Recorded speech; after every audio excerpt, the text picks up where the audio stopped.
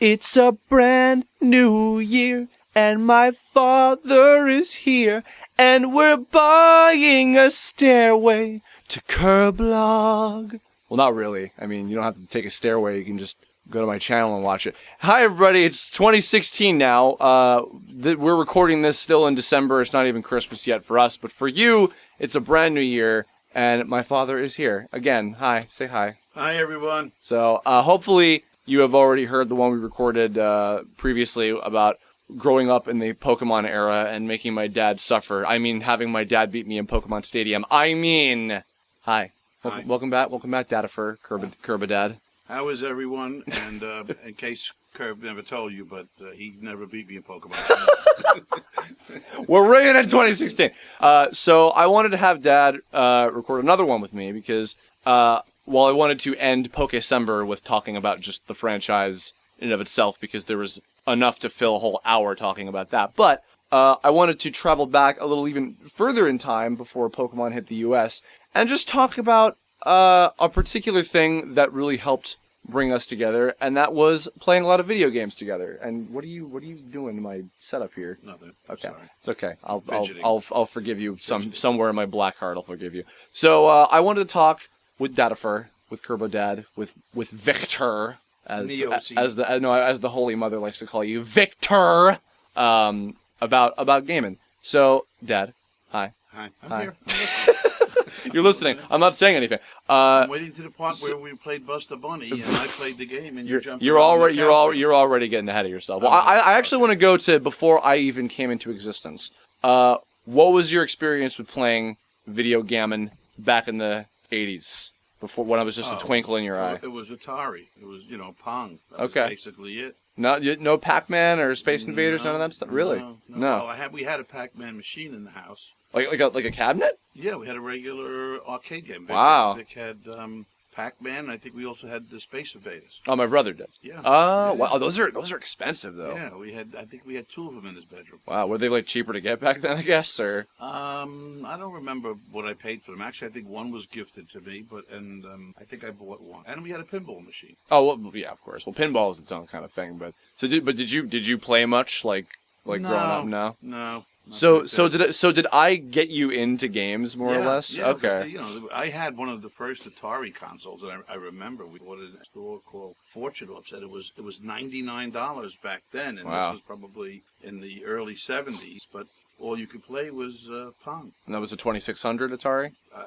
It was. Fuck if I know. I don't know. Well, I guess to further shed the light on how stereotypically white privileged American our family was, we had both a... Stop that. What? I mean, because as I've learned later, and I had to, check my privilege on this, we had both a Nintendo, an original, or as we used to call it, a regular Nintendo, as opposed to a Super Nintendo, and a Sega Genesis. Yes. I don't think you really ever got to experience this, but as I was getting older and learning, that was a war back in the day. When you were a kid in the early 90s, you either got a Nintendo, or like a Super Nintendo or otherwise, you were either a Republican or a Democrat.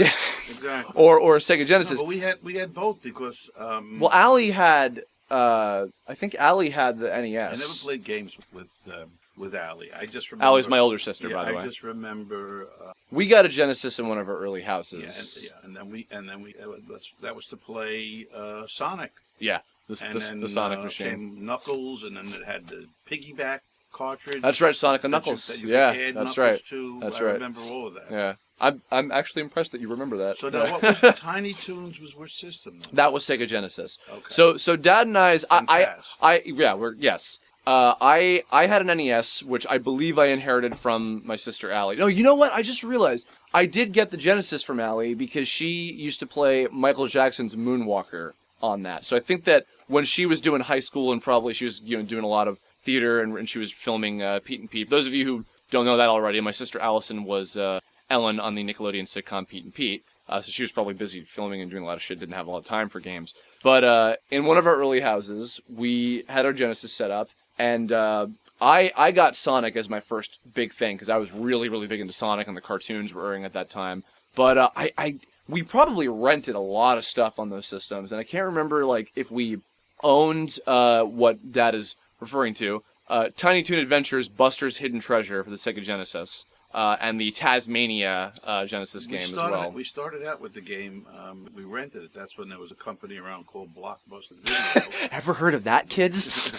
And we used to rent it every weekend. Do you remember the little book that we wrote about picking you up on the weekends and start the chant in the back seat? That was a little later. That was the N64 era, but yeah. So we did own those games eventually. I think we did buy our own copies of them. Eventually, I bought them because you were just having so much fun jumping around true. on the couch behind me. Well, at the time, Christopher didn't actually play the game. I played the game, and Christopher was Buster Bunny jumping from couch to couch and chair to chair, acting out the levels.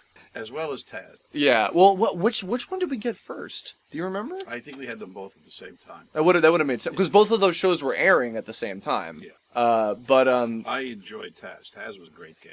Taz is actually an awful game It was just lame at the end. No. Well, the ending was lame, but also like looking at it again, it's actually a very badly designed game, and I can tell you exactly why. It's built on a game design sin called the Leap of Faith, where half the stages, and I know this because I went back and I played it again a few years ago, most of the stages are entirely based on, like, you have to just jump over a platform and hope to God that you landed far enough or just, like, enough or whatever to land on the next one. Yeah, but with Taz, if you made him spin when you jumped, I think it actually accelerated you. It did, but it was still, like, it was a crapshoot.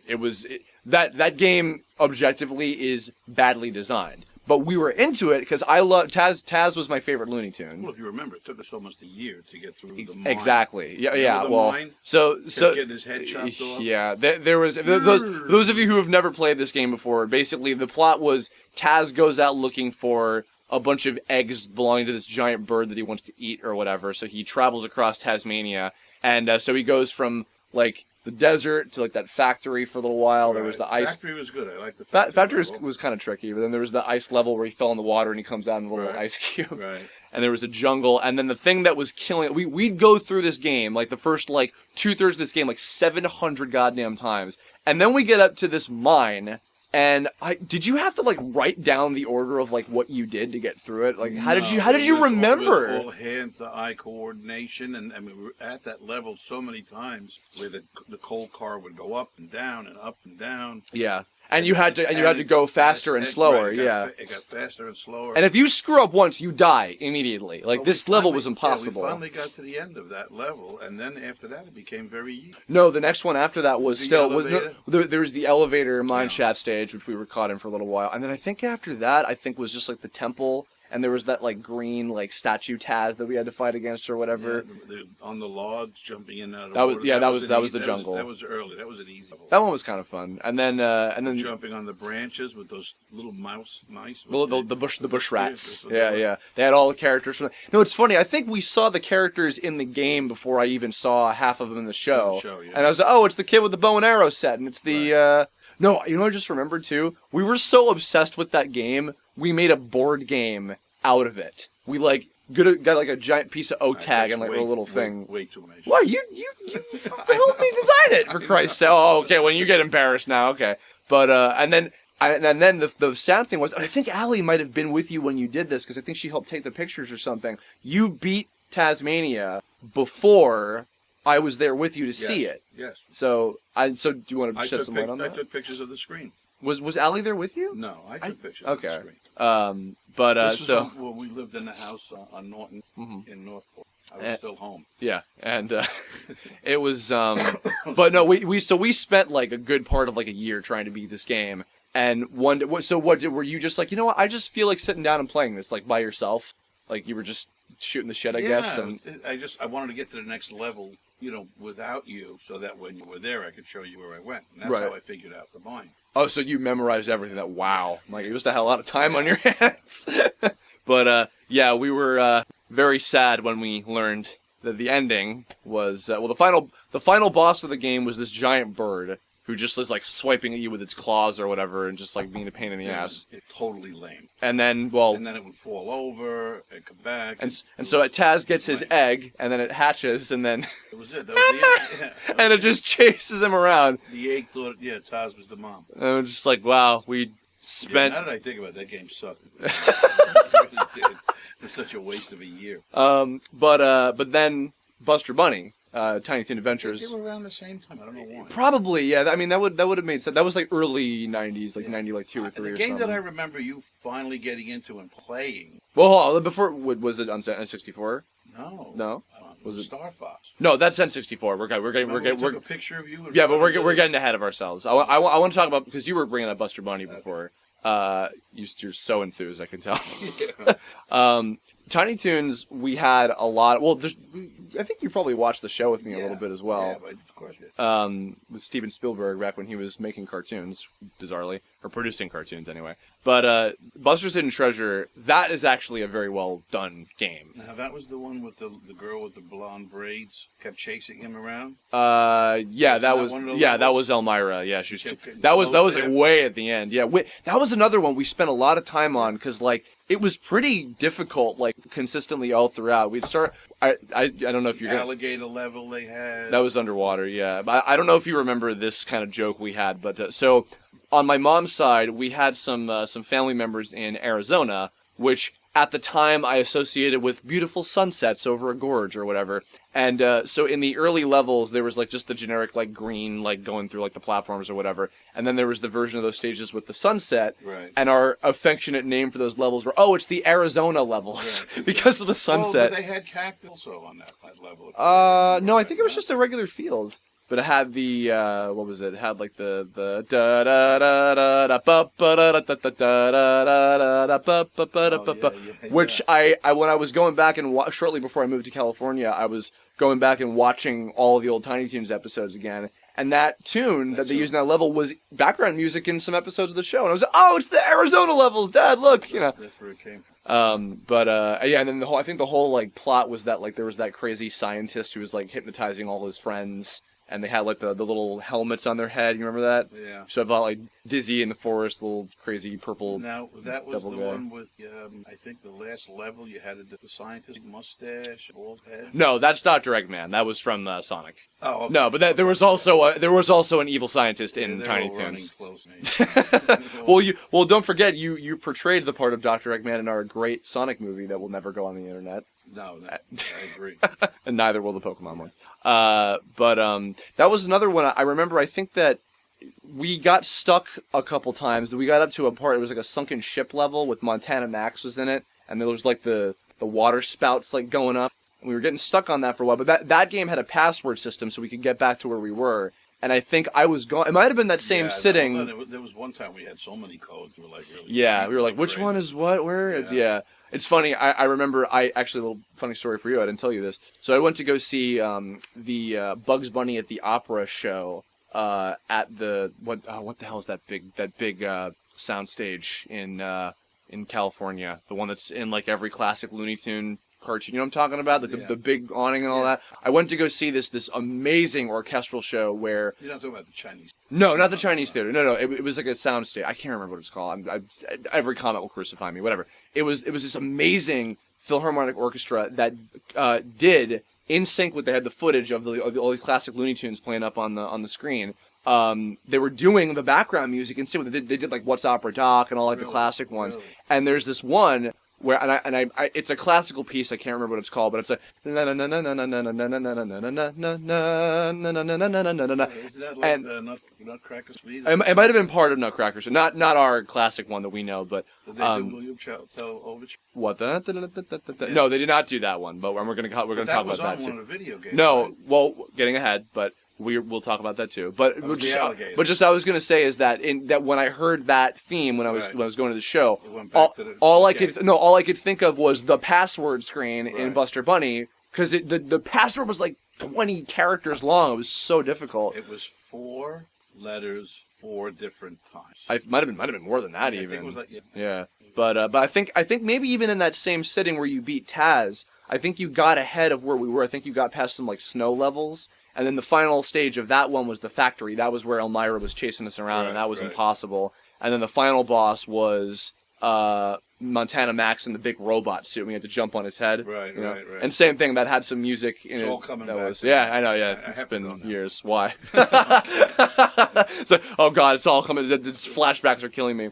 On the note of the Nutcracker Suite thing, So that was what had become my favorite video game of all time, Super Mario RPG, for the Super Nintendo. Oh, okay. Yeah. That was right. And That that was the alligators running around. that was right? Croco, yeah. Croco. And it's funny because that composition is not Nutcracker Suite, but it sounds very, very much like it. I think it's very... it's William Tell Overture. No, but you know what I mean. Like the dun dun dun dun dun dun William dun. Tell Overture. Right, but that wasn't what that composition in that game was. It was similar. like kind of a parody of It was it. a But ripoff, yeah. yeah. That was also a time, because I got my Super Nintendo like way later, like many years after it originally came out. So I was kind of playing catch up with a lot of those games. This was still before Pokemon kind of came to the scene and everything.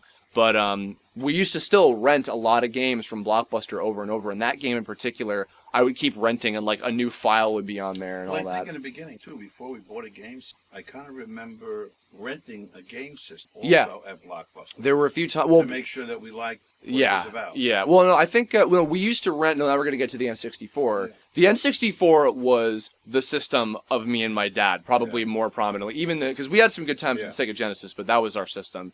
And that, I think, what led us to, because we, again, spoiled, we had two. Because I had one at Mom's house. You bought one for your own house because you wanted to Right. keep playing the games.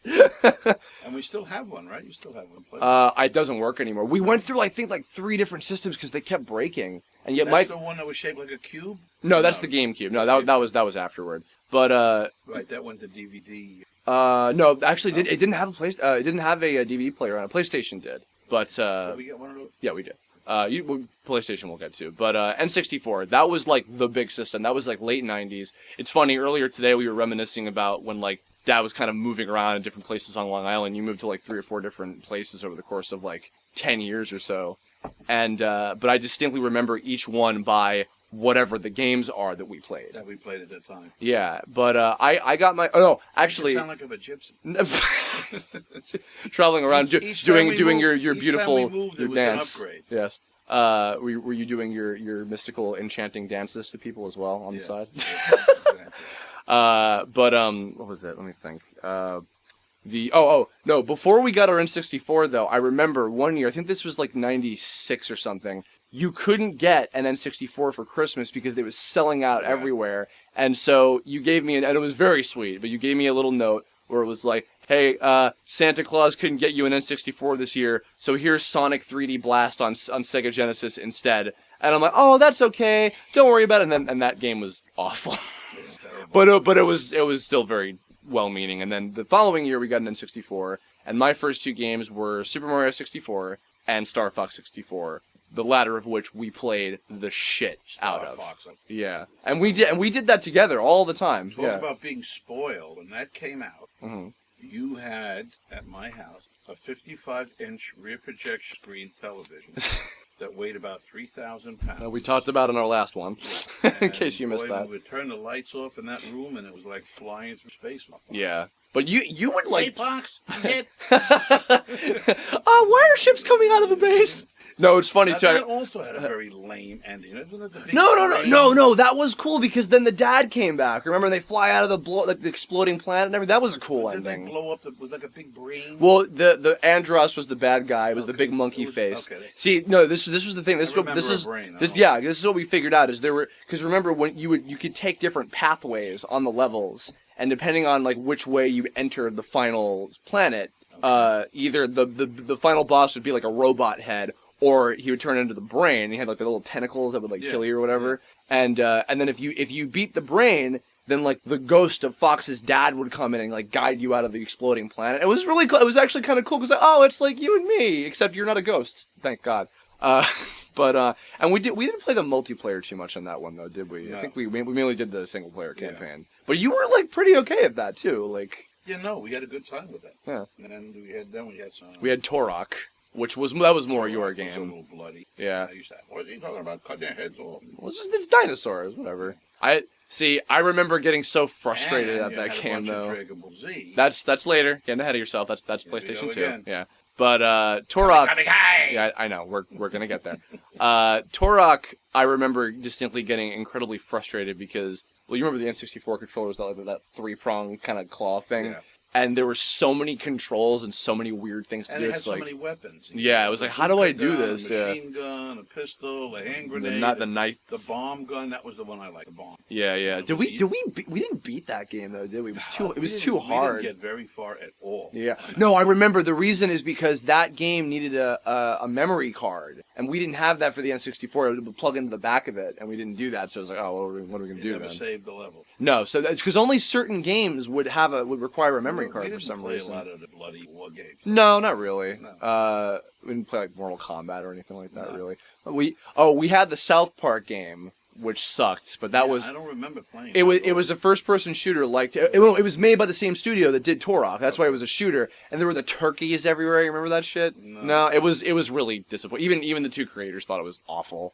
I'm trying to remember some other N64. We had Pokemon Stadium, obviously, which we talked about at length. Which incidentally, Chris never beat me.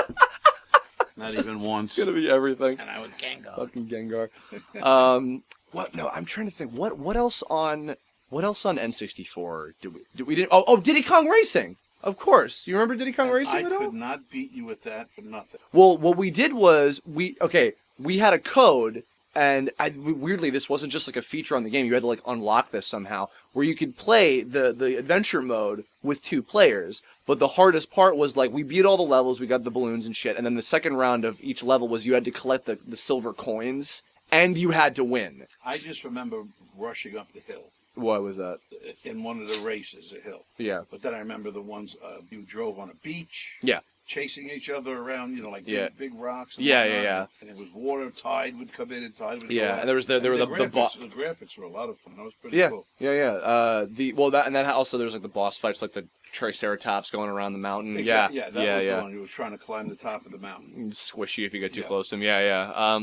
It's funny they put that Triceratops character in a Star Fox game later. It was a very bad Star Fox game, but yeah, I remember like when we had those codes, we would try to play, but it was too difficult because we both had to get all the coins and we had to win. But it was still a fun one. That was a good one. I think that might have been all like the main N64 games that we played together. After that, we had GameCube. That was like Smash Brothers, Melee, and Luigi's Mansion. Pikmin. Yeah, of course, Pikmin. Talk about Dad loves Pikmin. Talk about that a little bit. That was a good game. Yeah. Well, any specifics? Or? I don't ever remember getting to a second level. I remember it was fun just having a little bit.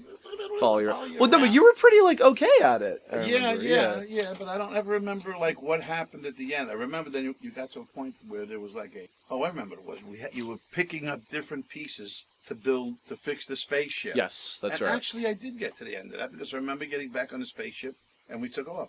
I don't know if we actually I know I beat. I don't know if you actually beat the whole thing front to back. I remember getting to the spaceship and taking the most annoying thing in that, because there were all the little creatures that would try to eat your Pikmin and stuff. But there were those fucking birds like with the snake bodies that drill out from underground, just pick them all up. I remember the fat thing looked like a cross between the Courage the Cowardly Dog and a pig. So they come out and eat all the little Pikmins. And they're the little the mushroom back raw things or whatever. I like the way they chased around behind each other and they multiplied them and then you went over. That was a fun game. Yeah, I found out later. They came out with another Pikmin. There was a second one, and then there was a third one where you had like 3 different characters you could control and split them up and stuff. I think we still have those games somewhere. I Pikmin 2 I didn't really play a whole lot of. I wasn't really digging it too much, but we had some good times with the first one for sure. And there was another one where the body was made of a series of balls. Oh.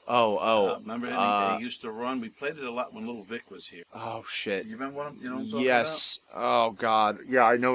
What the hell was that called? Was that for game? Was that earlier? Was that for N64 maybe? I think it was after Pikmin or maybe before Pikmin. I can't remember the name. No, it had very cool music. Yeah. What the hell? I know what you're talking about. Was it a puzzle game or was it? No, it ran. He was running. It was always running like on a series. Oh, Vector Man. Vector Man. That's right. That's going way back. That was a Sega game. Okay. Yeah. That was good. No, okay. You just remember. Okay, well, I'm turning back a little bit, but because I just remember this. I think it was Universal that because we used to go to Universal and Disney a lot. Again, spoiled. Back in the day, every year. There was a place. I don't think it's there anymore, but there's no reason for it to be there anymore. But in Universal, there was this giant arcade that had every single Sega game ever, all in it, and they had all these like other systems that we didn't have and stuff. That was in Epcot. No, I don't think it was. I think it was. It's- I think it was Universal. I don't think it was Yeah, Disney. they had I'm pretty Sega sure. Land. Yeah, yeah. It They had had the the big Sonic Right, statue in the yeah, middle. I've got photos of that. Yeah, yeah. I think we do have that somewhere. Yeah. But Vector Man, yeah, that was I think Vic was also my brother. Vic He was was also pretty into good it. at that. He Yeah. was into it. I think no. I think he beat it before we did, if I'm remembering right. No, that was a good one. But yeah. So GameCube, I don't think aside from Pikmin, I don't think we really played anything else together on that one. No, because then you started getting older and hang out with friends. Oh yeah. I'm sorry. Okay. But I did buy you I did buy you your own copy of Pikmin to play Yes, later you did. on like the Yes, Wii. you did. But okay, then so I mean as you knew, I was primarily a Nintendo kid growing up. Right. But when Kingdom Hearts and the first one of the first Dragon Ball Z games that came out over here came out, okay, what was the name of one of your coworkers? He was this really nice, like kind of like high energy Hispanic guy, and I would go to his house while you were at work, and he had like a whole shit ton of game systems. You know what I'm talking about? Danny Bonilla. Danny, that's right. So I played the PlayStation 2 at his house, and I was like, this system's kind of cool. Yeah. I kind of want this. And then eventually we're like, fuck it, let's get it. And I think we might have gotten a used one with a whole bunch of other games because we got like Grand Theft Auto and like Gran Turismo. You played a lot of Gran Turismo. Yeah, actually, I think he was getting the next level PlayStation. I was. Oh, okay. So we inherited it from those. Okay. And he gave me a whole bunch of. So, but I remember we played Grand Theft Auto for a little while, and it was like we got bored of it really fast. Yeah, but no, Gran Torino. And you kept wanting to pick up the hooker. Excuse me, I didn't want to play the game in the first place. I wanted to play kiddie games like Dragon Ball Z, Budokai, and Kingdom Hearts. Because I was a very disturbed child. I don't think I ever played Kingdom Hearts. Kingdom Hearts, no, you wouldn't have played it. You would have. That was the one with the Disney characters and the Final Fantasy guys and all that. But Gran Turismo, just the regular racing game. You played a lot of that. I remember that we used in your video in the movie that we made. No, that was the N64 one. You played the PlayStation 2 one. Now. No, there was a PlayStation 2 one. I remember because you were trying to beat the ghost recordings of like the people that made the game, and you were like hooked on that one for a while. Yeah. No, I mean because it was a driving game. It's like, of course you'd be good at it. But I couldn't beat you in Mario Kart. Well, we didn't play a whole lot of Mario Kart or Diddy Kong Racing, but like in comparison, Dragon Ball Z Budokai though. You spent some time on and it. Apparently you played that when I wasn't even home with Sue before you guys got engaged. Yeah. like what even like what kind of date is that? She'd be in there yelling, "Kamehameha!" Excuse me, it's Kamehameha. Thank you. I'm Yeah, sorry. yeah. I do the Italian version. But so what I'm actually curious. What led to like so this was before No, I he think was. we only did it maybe once or twice. Sue wanted to be, acclimated with the game, so that when you came over, She'd like know what the hell was talking about. Exactly. So, Yeah. but she didn't know. I didn't know what we were talking. Well, I want to give credit because like just to fill things in again, if you maybe missed the last one. So my parents got split up early on, still remain friends, both happily remarried. There was a period for like, fair amount of time where you guys were, dating and looking around and stuff. And Sue, who is now my stepmother, was the first person that really seemed like she genuinely gave a shit about like wanting to get to know me because it's like, when it's like, okay, let's get into a relationship, but also I have a kid, so that's part of the package. It's like, all right, and then some people are into that, some people aren't. But Sue, I think like she met me and she was like already like being super nice and everything, and I was like, all right, I'm cool with you. And I mean, I'm sure she probably didn't know what the hell was going on in any of the games I was playing, but like the fact that you guys were kind of using the PS2 to bond with each other. But what prompted that? Were you just like, hey, you want to play some video games? No, she actually wanted to know, what it was that you were playing, Didn't she have an Xbox? Yeah. When we moved here, I think she had an Xbox. Yeah. But she got that for when people came over and had kids. Oh, sure. That makes sense. She had some pretty lame games. If you're listening, honey, you had some very lame games. Probably like I think FIFA they or also something. used it for like dance or something like that. Oh, like the DDR kind of games and Yeah. stuff, if they even had that, yeah. And then I got her the mat that you plugged into it. Yeah, where you could like step on the air. Oh, yeah, so she had, which was pretty much ahead of its time. Yeah. Well, that's really hot in arcades. We still. used it. They No? hung over the end of our ping pong table for like 3 years. All we did was move them room to room. But I think we just got rid of that, unless she has it downstairs. Somebody sold it. Yeah. I think that might have been like the Xbox end. is Microsoft. Yes, it is. You never wanted for one. Not until the 360 came out, Right. and I got that. And actually, I was gonna say, did we get you that for Christmas? that was my okay. So embarrassing story, everybody. And it's funny because we're recording this on the 21st of December, so again, we're time traveling, we're cheating a little bit. But I wished for my 360 for Christmas one year because I really, really wanted Sonic the Hedgehog 2006, and I didn't know that it was the worst game ever made yet, because it wasn't out yet. And I was excited for it, because I don't care that Silver the Hedgehog and the Human Princess is in it, I want to play that shit. And I got it, and I opened it up on Christmas Day, or maybe even Christmas Eve, I think, because we would usually do Christmas Eve together, and then I would do Christmas Day with my mom. But I opened it up that night, and I played it, and I was like, oh, this is bad. Oh, I feel so bad. But what was cool is that Skullgirls game that I worked on, that I did animation for, came out, and I could play it on 360, so I was able to play it and see my work on it. That's so cool. it wound up okay. And then it red rained and died. So, Yeah. which that system was notorious for. I think that might have been the end. Like, have you really played much of anything else since then, or no? I guess not. No, you got to the point where it was, like play with your friends, hang out with friends. I abandoned old Datafer. You didn't abandon me. It's called growing up.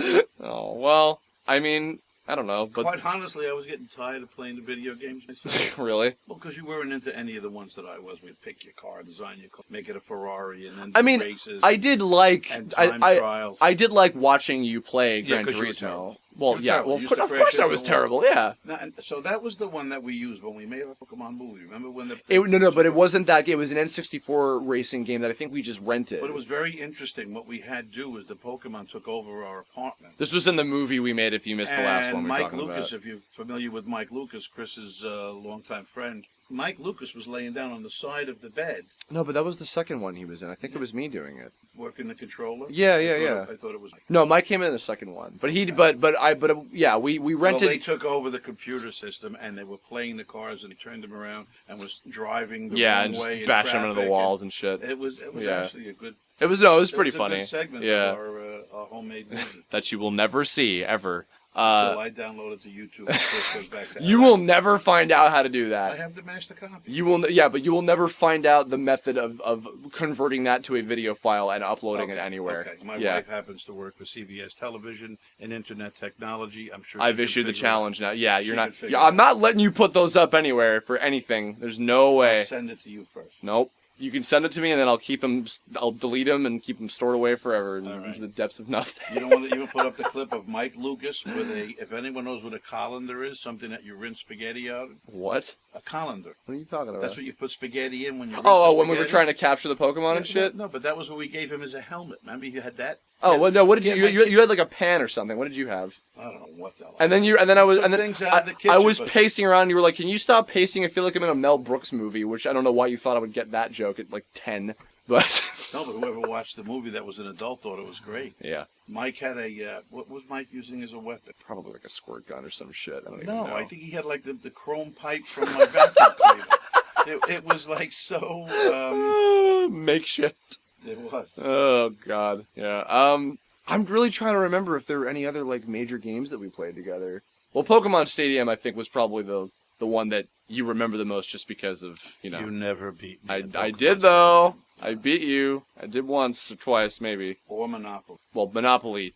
Monopoly, I don't want to play with you anymore because it's just like whenever we have people over and Dad's like, "Do everyone want to play Monopoly?" And I'm just like, "No, because you're gonna win. You win every single time we play Monopoly." It's like Pokemon Stadium. God. Well, I guess as we've kind of recounted our whole history, we did talk about this a little bit in the Pokemon one, Yeah, we did. but and this is kind of a side thing, but we did watch a lot of cartoons together, and I met one of the people who helped create Angry Beavers when I was in California recently, and I told him that you and I watched that show a lot together, and his response was, "Good, I'm glad because I wish more kids and their parents would watch cartoons together." And, we're talking about video games. Yeah. How do you, again, we talked a bit about this before, but how do you feel about the idea of, like, parents and their kids playing video games together and as a bonding experience? Well, I think it's healthy. I mean, look, it worked for us until you became a flat lever. But, between the video games and the cartoons that we both got into, as far as, me knowing the characters along with you, which made it much easier for me to go out and shop for holidays, or not even non-holidays, but, we always bought, fun stuff. Went to when they opened up the Pokemon store in Manhattan. We were probably one of the first people in there. Probably. Pulling the different characters off. That's how we wound up with such a big collection. The Dragon Ball Z character, even the Power Rangers. Well, that was Is, like way you know, before is- that, is- yeah. is, you know, but Still have a Power huge Rangers collection. wasn't my cup of tea, No. but you know, Did we you- had a good Did time you with it. did you take me to see the movie with Ivan Ooze? Yes. Like, yeah, well, Yes. probably because we. Then we bought it on VHS the moment it came out, and you watched it 12,000 times. Oh, It was yeah. almost as many times. Funny as story. the Thomas the Tank Engine. My dad used to think that Lord Zed was voiced by Christopher Sabat doing his Kuwabara voice from Yu Yu Hakusho. I swore by it. I know, Yeah, and that yeah. I think, you know what? I think that might have been something that spurred me into my whole like superpower of like becoming a walking, talking voiceover encyclopedia by this point. Because it's funny, now I have met the two different actors that have played both of those characters. Thank you very much. So I was right. Yeah. Okay, So stand corrected. so there. But Still well, haven't beat me in Pokemon. But, And I challenge you right here and now. if we had it, I would play it. But we don't have a working system, unfortunately. So yeah, well, no, we'll see. You live another day. If you even remember how to play the game. I remember. Yeah, okay. Yeah. Hypnosis and Dream Eater, the end. That's it. But, well, you know, the other thing, too, is, and I said this last time, but, you know, a lot of younger generations, like people who are my age or maybe a little older, are starting to, you know, get married and start a family, have kids of their own, etc. And a lot of those guys are people that grew up in, you know, the 80s and 90s when a lot of, like, these classic games that you and I played, you know, first came out, and they grew up with those, like, in my position. So, I don't know, gaming is so, like, kind of ingrained in our modern culture. I mean, they have like award shows and all this, you know, like E3 and all these big events for it now. And in fact, I'm doing probably PAX East, which is a really big convention for gaming in April. But I think like most of the gaming now that I see, you know, Halo, and they're all war games. They're all shoot. A lot of the big mainstream ones So, are, yeah. You know, today what you showed me in the store with the Disney system and the piece that you put on, I guess that's been around. a couple of Disney years. Infinity, yeah, for a little while. It's been around Yeah. for a couple of years. That to me would be more interactive father-children. Yeah. Not just father. Yeah. Then some, you know, because I'm not going to sit down. If I was Play Call of Duty or whatever. exactly. Yeah, If I was a 20-something parent, it's one thing to do that with your buddies online on a Sunday afternoon after Sure. a football game, whatever. But Yeah. to sit down with your 7 or 8-year-old and to be Blowing throwing hand grenades, blowing and people's blowing heads things off, up, yeah, and yeah. It's like they become so violent versus to me they like the Torah. So. Well, And that's we the thing. didn't enjoy that. But Turok was the only game we really had that was like that, and I was like, this is whatever. And, Yeah. Because I've never really liked first person shooters. Yeah. But I don't know. I mean, you know what? But like, still, like, I mean, Pokemon is still huge. Like, all of Nintendo's major stuff is still huge. Oh, I remember playing a lot. That we didn't talk about. Yeah. What's that? The Lion King. Oh, for Genesis. Yeah. That game probably sucked. Also, yeah, throw the monkeys throwing you everywhere. Oh No, God. that was him jumping on the Yeah. giraffes' heads. And then the monkeys would be Yeah, throwing we you all over the played that place. a Yeah, lot. that game was also really bad. Well, we played that a lot. We did play it a lot. I don't think we Well, ever make beat fun it. of what I enjoyed, Well, we didn't beat it. but those were good times. Yeah, They of were course. good memories, and I hope we're not boring all of you. No. with this. I mean, if they've listened this far, they're clearly not bored. But no, I agree. That's a good point. The Disney Infinity, the Skylanders, a lot of that stuff, I think, is a good way to bond between kids and their Well, I mean, I parents. found it very interesting. I had no idea that how you set it up was different. Oh yeah. Characters. Talk about marketing. But the toy, and it's a video game, Yeah. and it's a thing. There's and no they yeah. change it, and every time you turn around, there's another character. Oh yeah, yep. There's hundreds by this point for Yeah. all those. But Disney Infinity is huge because now they have Marvel and Star Wars and all these different classic characters that they can all put in one thing together. It's huge. Yeah. And from every generation of everything, it's like, oh, they got the figures. Is it a big selling system? Oh yeah. Well, it's not. It's just a game and a toy line, and it's for all of the major systems. Okay. So you can play it on any of them, on Xbox, on PlayStation, Wii U, whatever you want. And who's the manufacturer? That's Disney. That's just It's Disney. all They do it all themselves. Yeah. Disney is absorbing all these major things Yeah. now, and my one of my neighbors and I are waiting for the day that they might buy a Nintendo, and then just like the time space will rip apart and a Cthulhu will come out and destroy us all. All right, so I guess we're going to wrap it up. All right. Well, you know what? Actually, as this is also the first Kirblog of 2016, do you have any things to say to all the young listeners out there about Well, if I approaching the can, new I year? would say Merry Christmas to everyone. Happy holiday. Those who do not. Well, Christmas is already passed by the time this is coming out. No, so. I said I hope you had let's You had back this up. past tense. Shut this down. No, Shut it down. never. Never. Too late. I'm keeping it all in. I hope you all had a very, very nice holiday, whatever you celebrate. And from our home to your home, stay in touch with your children. If you have them. If you have them. I don't know if anybody listens to this has their own kids. And as you get older, Stay in touch with your family and your parents. Exactly. Yeah. It's all good. And you don't have any 2016 resolutions as we're time traveling right now? No. Yes. Yes. Okay. What are they? To continue beating you at Pokemon Stadium. Even though we haven't played it. That's gonna wrap us up. Thank you everybody for joining us. In the comments below, tell us, do you have any fond memories of maybe not even just playing video games, but I don't know, watching cartoons, going out camping, I don't know. Just tell us your story about your experiences bonding with your own folks.